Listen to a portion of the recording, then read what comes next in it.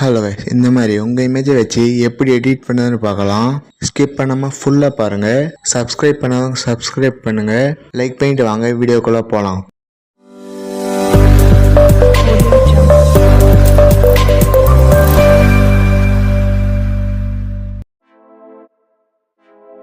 Picture open பண்ணிங்க. இந்த background image டிஸ்கிரிப்ஷனில் கொடுக்குறேன், அதை டவுன்லோட் பண்ணிங்க.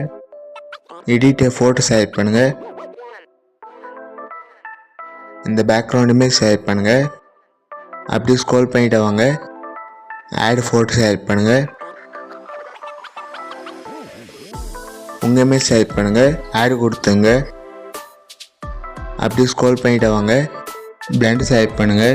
ஸ்க்ரீன் செலக்ட் பண்ணுங்கள். இமேஜ் மேலே கொண்டு வாங்க.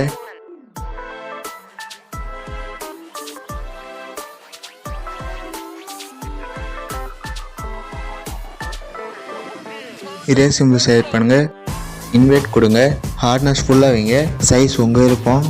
ரீஸ்டோக் செலக்ட் பண்ணுங்கள். இந்த மாதிரி ரீஸ்டோக் பண்ணுங்கள்.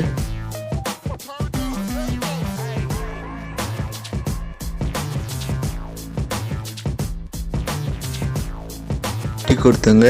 இந்த மாதிரி எல்லா இமேஜும் செலக்ட் பண்ணிங்க. ஃபைனலாக அப்படி தான் இருக்கும். ப்ளஸ் சிம்பிள் செலக்ட் பண்ணுங்கள். ஆட் ஃபோட்டோ செலக்ட் பண்ணுங்கள்.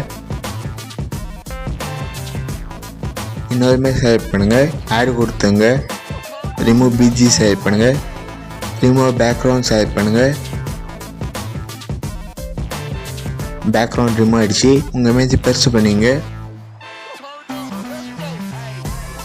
ஷேடோக்கு மேலே கொண்டு வாங்க.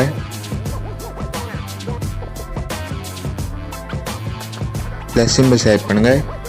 டெக்ஸ்ட்டு செலக்ட் பண்ணுங்கள். உங்கள் நேம் டைப் பண்ணுங்கள். டிக் கொடுத்துங்க. சிஆர் கொடுங்க. அப்படியே ஸ்க்ரோல் பண்ணிட்டு வாங்க. இந்த ஃபாண்ட் செலக்ட் பண்ணுங்க.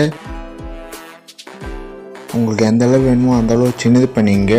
இந்த மாதிரி கீழே கொண்டு வாங்க.